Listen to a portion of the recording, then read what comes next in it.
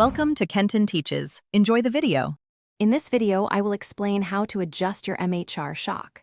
First, let's get your sag dialed in. Sag is the amount your suspension compresses under your own weight. Aim for 25 to 30% of your shock's total travel. This ensures proper weight distribution and prevents bottoming out or topping out too easily. Use a measuring tape to find your total travel, then measure the sag. Adjust the spring preload collar to achieve the correct measurement. Next, we'll tackle rebound damping. Rebound controls how quickly your shock extends after it compresses.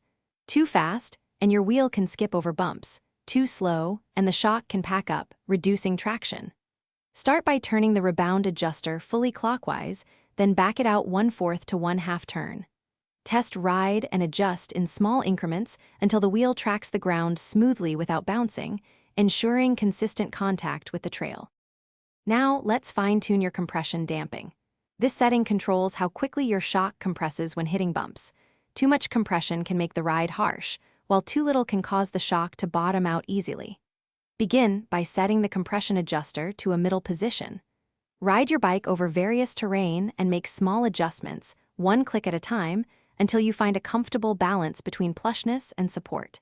This ensures a responsive yet forgiving ride. Finally, it's time for some real-world testing. Ride your bike on different types of terrain, paying close attention to how the shock feels.